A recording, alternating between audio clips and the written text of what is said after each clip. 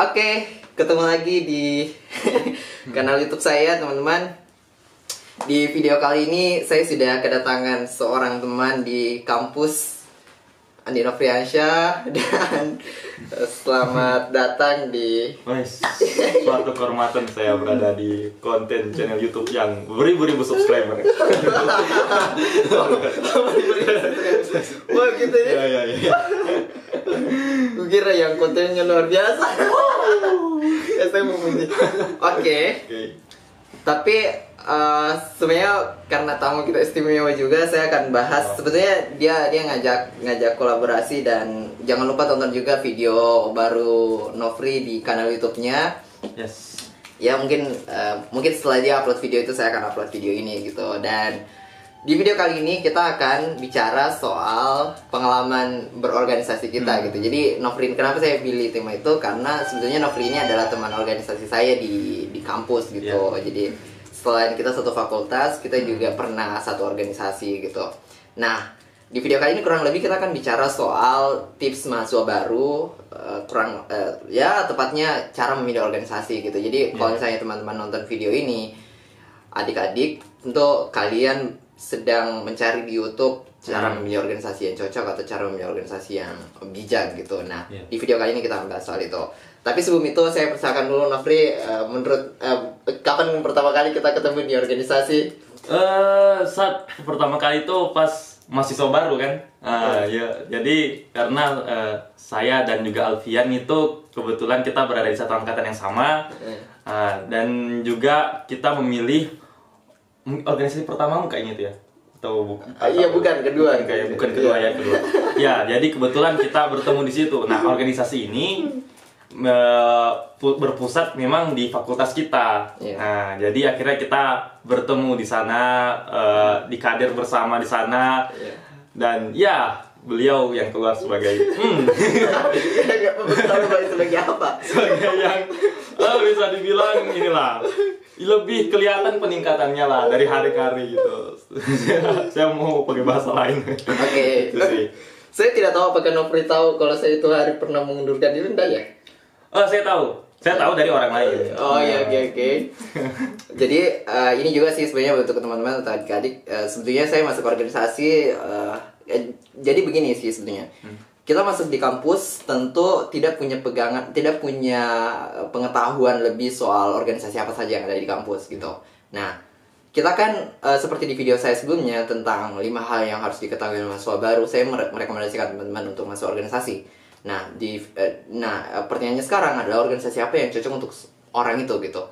Nah, menurutku setiap orang itu punya bakat dan minat di satu hal gitu. Jadi memilih organisasi itu harus relevan sama preferensi teman-teman. Nah, ketika itu saya masuk di kampus memilih organisasi itu, di fakultas. Nah, kemudian saya masuk itu, sebetulnya saya suka sekali dengan orang-orangnya. Tapi karena ada hal yang saya termasuk orang yang sebetulnya ketika maba saya sudah menulis di dinding ini. Saya sudah menulis kertas HVS, kertas HVS.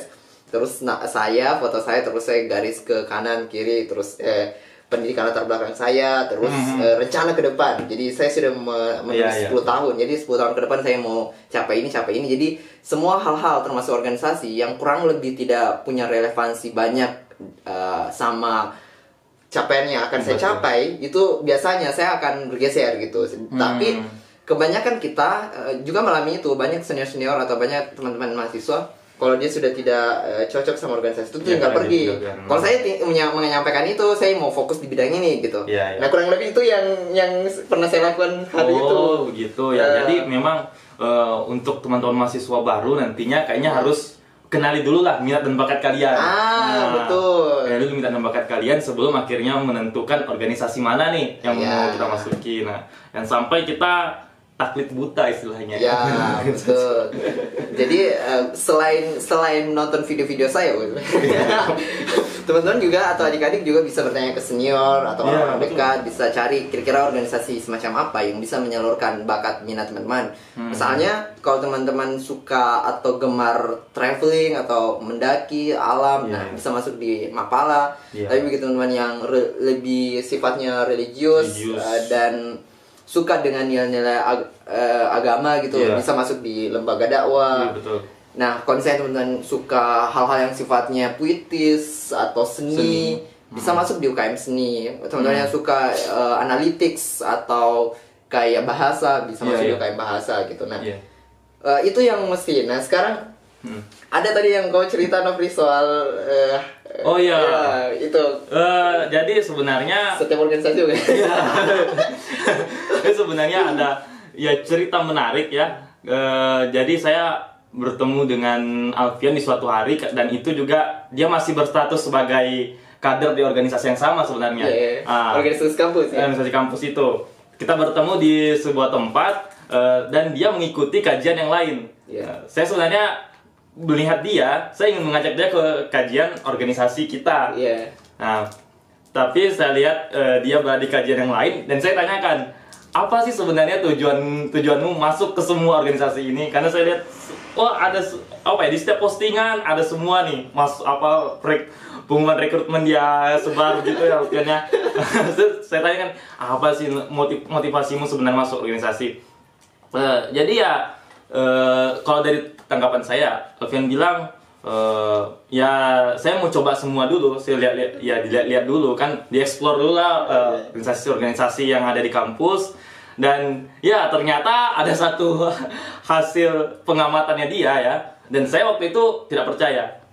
Saya milih tidak percaya. Dia bilang katanya ada beberapa sih, tidak semua, ada beberapa yang dia amati organisasi yang ternyata itu adalah sayap partai politik, atau mereka adalah representasi sebuah partai ya di kampus. Artinya ranah akar rumputnya lah parpol ini. Nah, tapi di saat itu saya memilih untuk tidak percaya. Saya bilang, bullshit kayaknya. Saya bilang begitu. Tapi dia tidak Alfian kalau saya itu tidak sebut merek sih. Dia bilang begitu. Ya itulah adabnya ya kan. Jadi saya bilang, masa sih seperti itu? Ya itu. Nah, kemudian itu masih saya ingat tuh Alfian, masih saya ingat.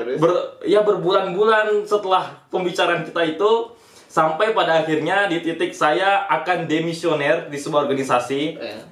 Dan juga beberapa di antaranya, dan salah satunya organisasi yang pernah saya bersama dengan Alfian. Nah, akhirnya saya tanpa sengaja menemukan hipotesanya ini Alfian, hasil pengamatannya ini Alfian gitu, dari pengamatan saya sendiri, dari apa yang saya alami gitu. Ya Allah, ini ini kayaknya apa ini? Karena saya kaget gitu. Akhirnya saya mengingat kembali kata-kata Alfian kemarin.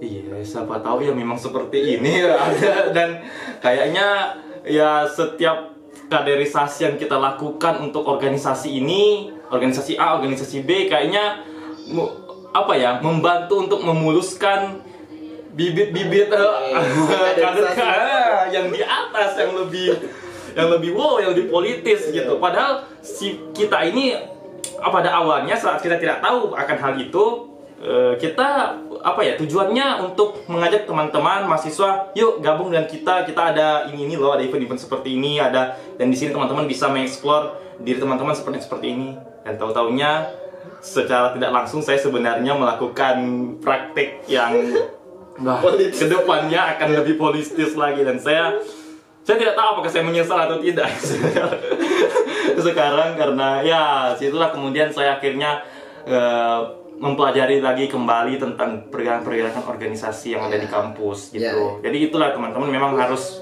analisa dulu sih organisasi, apalagi ada media sosial sekarang kan. Nah, itulah salahnya juga kita ya. Betul. Nah, itu juga sih yang menarik. Intinya adalah itu juga sih ketika saya ditanya suatu hari kenapa saya memilih keluar tuh. Saya sebenarnya tidak berbangga hati, tapi saya bersyukur sekali masuk di jurusan filsafat karena saya tiba-tiba punya alat analisis yang kritis gitu. Jadi ketika menilai organisasi, saya masih organisasi itu, saya bisa tahu organisasi itu bisa berhaluan atau punya implikasi apa ketika mengadakan kegiatan gitu, dan seperti apa hal-hal yang dipertimbangkan. Nah, kurang lebih itu apa alat analisis itu yang saya gunakan sehingga bisa tahu ternyata kira-kira organisasi ini orientasinya semacam apa dan sebagainya. Intinya itu betul sekali. Saya pernah bilang kalau ada beberapa organisasi di kampus itu sebetulnya tangan-tangan dari partai politik gitu. Jadi setelah kita keluar dari mahasiswa itu akan jadi keberlanjutannya di proses itu gitu. Proses seperti itu. Kurang lebih seperti itu teman-teman, adik-adik penting juga untuk menilai itu. Maksudnya kalau misalnya teman-teman suka kenapa informasi ini penting? Kalau misalnya teman-teman suka politik, bisa memilih organisasi yang barangkali punya afiliasi yang kuat dan ya kesempatan banyak untuk meningkatkan karir di sana gitu. Ya kurang lebih seperti itu sebetulnya teman-teman. Terima kasih. Intinya kalau Nofri, saya kasih kesempatan untuk menyampaikan kepada mahasiswa baru untuk memilih bagaimana kira-kira cara memilih organisasi. Intinya sih gini ya. Apalagi kan sekarang dunia serba terbuka, jadi teman-teman bisa akses aja dulu tentang apa sih organisasi ini seluk-beluknya bagaimana gitu. Dan kemudian ketika sosialisasi mereka, apalagi kan ada namanya UKM gitu di dalam kampus. Nah teman-teman bisa lebih memaksimalkan itu untuk mendengarkan sosialisasi mereka tentang apakah yang mereka tawarkan terkait organisasi mereka itu sesuai dengan minat dan bakat teman-teman. Dan satu hal lagi sih yang yang pernah diucapkan oleh salah satu teman dekat saya, dia bilang katanya jangan berharap organisasi itu memberikan apa untukmu, tapi cobalah untuk memberikan sesuatu itu pada organisasi itu. Itu quotes Presiden Amerika ya? Di Amerika kayaknya. Itu dari teman saya, riwayat. Oke. Terus mungkin itu. Kalau saya kita akan bahas lagi di video yang lain, jadi tonton terus atau ya pantau terus kanal YouTube ini dan terima kasih sudah menonton sampai selesai. Jangan lupa juga berkunjung ke kanal YouTube-nya Nofri Suara Dialektika. Nanti kita simpan linknya di bawah. Terima kasih teman-teman sudah. Sampai jumpa di video selanjutnya. Terima kasih Nofri.